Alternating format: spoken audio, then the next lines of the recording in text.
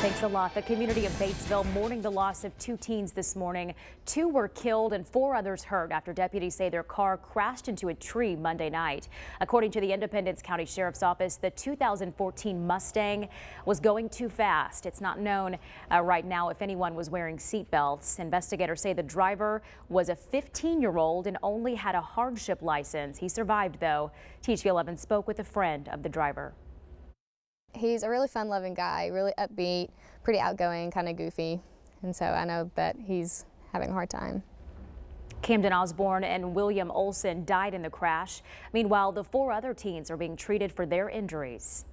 Little Rock police are searching for a man they say tried to rob a 9-year-old at a bus stop. It happened on Friday at the corner of 16th and Summit.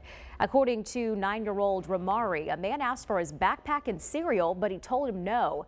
Police say that's when the man pulled out a gun and a knife, and Ramari ran to his friend's house.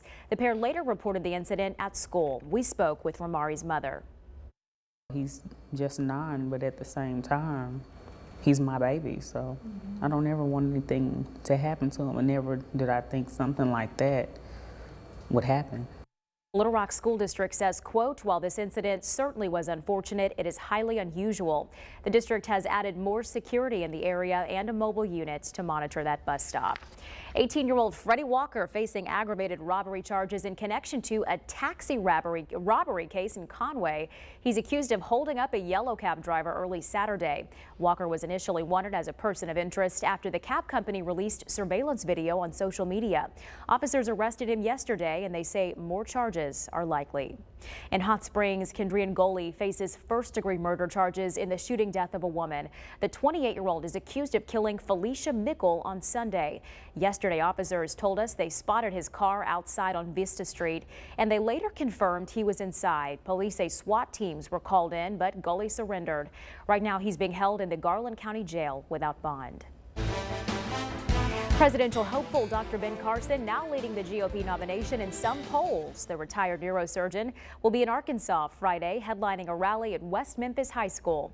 This will be his second visit to the natural state. He made a campaign stop in Little Rock back in August. And all eyes will be on Dr. Carson tonight as he and the other top GOP contenders participate in a third debate. Four lower polling candidates, including Rick Santorum, Bobby Jindal, George Pataki, and Lindsey Graham, will take part in an undercard debate ahead of the 2-hour primetime event. CBS's Don Champion has more. I don't like being second is terrible to me. On the eve of the third Republican debate, Donald Trump held his second rally of the week in the early voting state of Iowa, this time pleading for support. Will you please do me a favor and work with my people and go out on February 1st and vote and give us a victory? For the first time, a new CBS News poll shows the billionaire businessman trailing neurosurgeon Ben Carson, not only in Iowa but nationally, in part because of his personality. Tea Party Republicans and evangelicals prefer Carson's tone and demeanor. I'm just going to keep doing what I've been doing, and that is telling the truth and talking about the things that I think are relevant to the people. I've about had it with these people. In need of a strong debate performance, Ohio Governor John Kasich attacked his Republican rivals at a pre-debate rally last night in his state, specifically calling out Carson. We got one candidate that says that we ought to abolish Medicaid and Medicare. You ever heard of anything so crazy as that? Experts say tonight's debate, focusing on fiscal policy, favors candidates who have held office and understand how setting a budget works.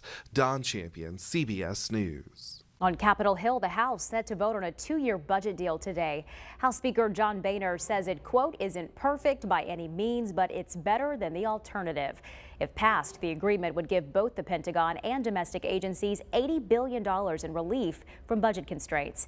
Meanwhile, Representative Paul Ryan set to be sworn in as the new House Speaker tomorrow. Thousands expected to pay their respects today for a fallen New York police officer. Investigators say October 20th, Officer Randolph Holder was shot in the head while chasing a gunman. His funeral will take place at the Greater Allen AME Cathedral in Queens, and his body will be buried in his native country of Guyana. The U.S. Justice Department says it's opened a civil rights investigation in the case of a South Carolina school resource officer. Last night, parents attended a school board meeting to voice their concerns about the classroom arrest of a teen girl. Cell phone video shows Deputy Ben Fields forcibly removing the student from her chair and dragging her across the classroom.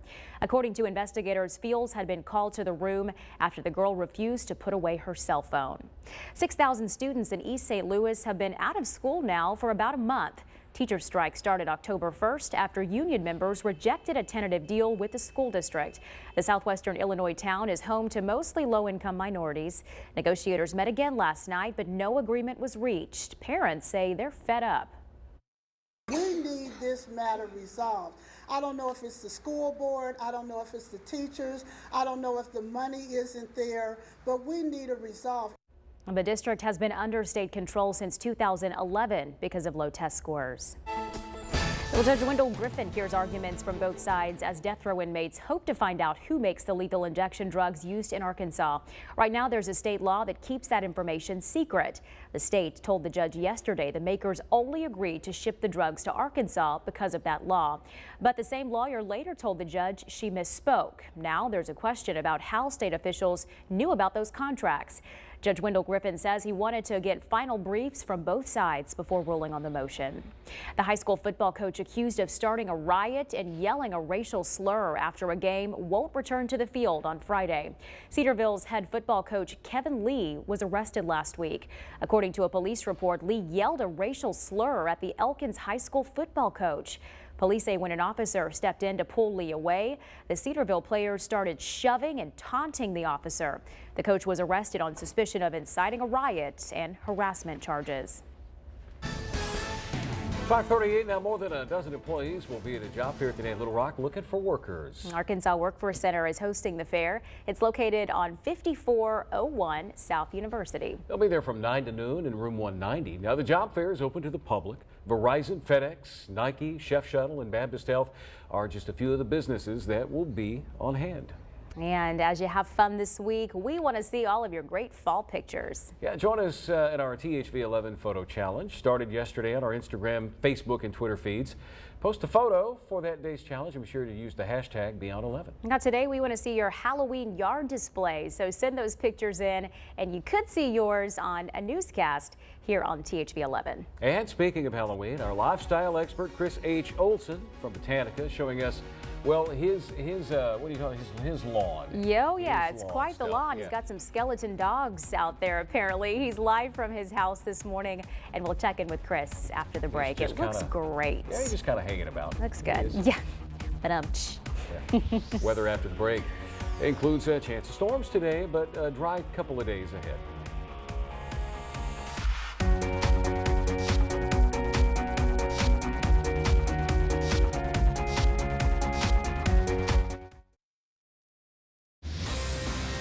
Of 14 innings. That's how long the Kansas City Royals and New York Mets battled it out in Game 1 of the World Series. But it was the Royals who came out on top. The final score 5-4, and the game lasted 5 hours, 9 minutes, which is the longest Game 1 in World Series history. The two teams will do it all over again tonight in Game 2. And former Arkansas Razorback Bobby Portis making his NBA debut as a Chicago Bull. The season officially kicked off last night. Bobby's first NBA game was played at the United Center in Chicago against LeBron James and the Cavs. But Portis didn't see any playing time, though. His teammate Derrick Rose finished with 18 points, and the Bulls won 97-95. Arkansas's own Darren McFadden has earned the starting position as running back for the Dallas Cowboys. Cowboys owner Jerry Jones made the announcement on a radio show yesterday. McFadden ran for 152 yards and a touchdown on 29 carries over the weekend. It was the best individual outing of the year for a Cowboys running back. McFadden and the Cowboys face the Seahawks this Sunday. Tom?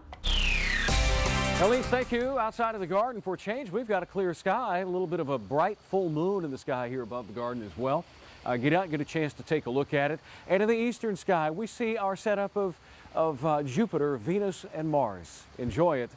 with clear skies, a little fog as well in some places. Let's check your morning drive for those of you that are going to be out and about. Little Rock, Pebble Beach Drive, North Little Rock, Indian Hills elementary area, so be careful there. And State Police I-440 at Little Rock National Airport. Those are the locations. Slow down and use a little extra caution if you're driving this morning. Look out for those areas of fog.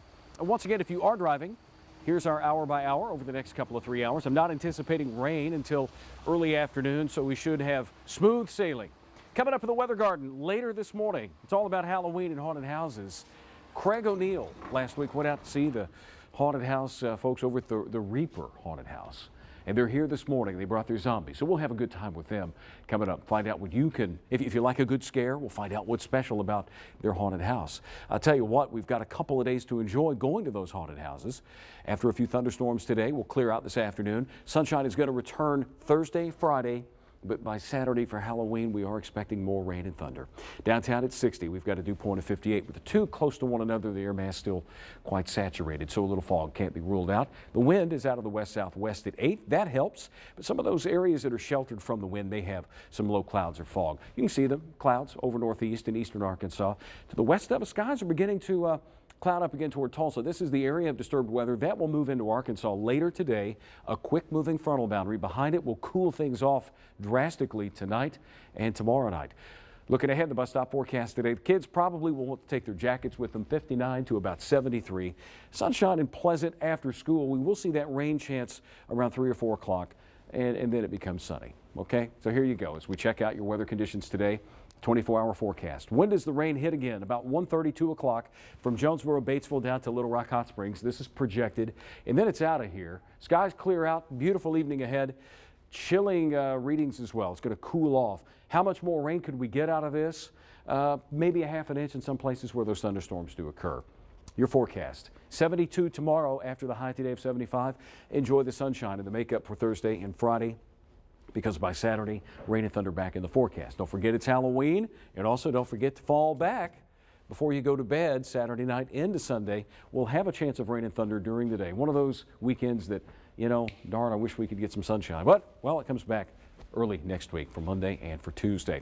Final couple of 3 days for making strides against breast cancer with the American Cancer Society. We'd love you to be a part of Team THV11. Sarah Fortner put this together. If you'd like to have one of these great pink t-shirts raising awareness and money for the American Cancer Society, they're only $11, and you can get them at Wildware. Just call and say, hey, I'd like to get one of those Team THV11 t-shirts for $11 with proceeds going to the American Cancer Society. We will recognize another individual that is battling breast cancer coming up after 6 o'clock this morning. But right now, Elise has some headlines for you. All right, Tom, thanks. Your health news now. Doctors are making progress against 5 of the leading causes of death in the U.S. The American Cancer Society analyzed mortality rates since 1969, and researchers found a decline in the number of deaths from stroke, heart disease, injuries, cancer, and diabetes. Doctors have found a way to pinpoint a pregnant woman's due date.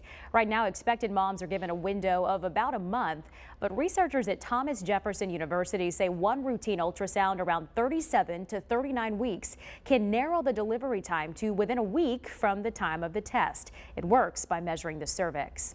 2 treatments are bringing people relief from chronic fatigue syndrome. A study in Lancet Psychiatry says that patients have experienced long-term benefits from cognitive behavioral therapy and from graded exercise therapy. That's a course of physical activity that increases gradually over time. Americans are a little more anxious about the job market this month. The Business Research Group's Consumer Confidence Index fell to 97.6 in October. That's down from 102.6 in September. The decline follows 2 disappointing job reports. Oracle building a high school next to its Silicon Valley headquarters. The goal is to teach students about technology and problem solving. It'll be called Design Tech and will accommodate up to 550 students by next August. The school will be free and open to any student living in California. New York's governor has signed a bill allowing dogs to join their owners at restaurants with alfresco dining. He's signing that into law. Pooches can venture into outdoor dining areas, but only if they're leashed. California, Florida, and Maryland already have similar laws. Halloween is now just a few days away, and if you're still undecided on how to decorate your home, don't worry, we've got you covered this morning. Chris H. Olson from Botanica Gardens and Plantopia showing us last-minute ideas. Chris, good morning. Good morning, Elise. Of course, fall is my favorite time of the year, so I'm always trying to think of new and different things to do each year. And my dad always said endless possibilities, and that's what exactly we have here. You can create your own pumpkin pedestals in the garden, and I do odd numbers, so each groupings of 3 throughout my entire yard, and then I showcase different types of pumpkins. Of course, it's all about plant material too, so underneath these pedestals, I did ornamental peppers and fall crotons and things like that. And I hid the top part. This is wood, which is a little sheet moss, and these are all on black fence posts, so anyone can make these. You let your imagination go. But let's go towards, Chris, the front door, which should be at least anything you do for holiday decorating, especially for Halloween, should at least be the front door. So we're going to start at the steps. Don't forget to start decorating at your steps. As people walk up, they visually will see this. And what I did is I just did terracotta clay pots, and I filled them with different tropical plants, and I put a lit pumpkin on top of each plant, and it looks kind of cool. And then you're going to go ahead and hemajang those different types of pumpkins together. Remember, it's about color. It's also about texture. So you want to add your golds, your greens, even a peach color pumpkin there, which is called the peanut pumpkin. And you got to have fall color as in mums. So my yellow mums are just about to bloom. Remember, when you do mums, this is my second crop. My first crop already went and it's all spent, so I had to redo it.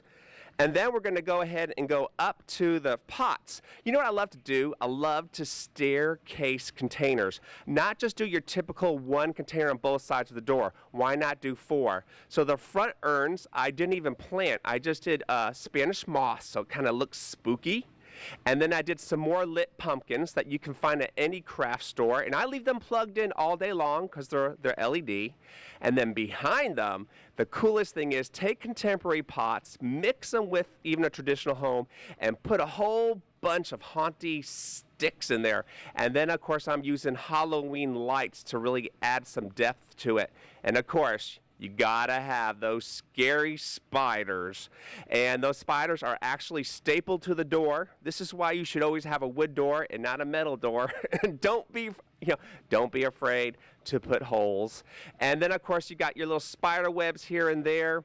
And I always like to add a little bit more mums and crotons and things like that, which are in the pots, my tall pots by both sides of the door. And now I have a great display. Now remember, Halloween is going to be over, next week, so I can take those scary elements out, and I still left enough elements in my display that it can carry on over to Thanksgiving. So you want to make sure you don't do all scary things. And when you do this, it looks great, and it's great for the kids. Now on Halloween night, if depending upon rain, I'm going to add some purple lights out in the landscape, and I have a speaker system, and I am going to play some scary, haunty music, because my goal is to make a few kids cry, but in a good way, when they come up to my front door.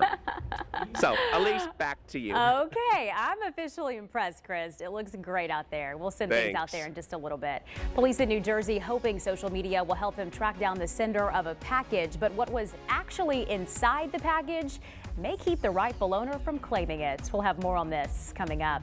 Plus, Tom has your Halloween forecast, letting you know what you trick-or-treaters can expect. More THV 11 this morning coming up.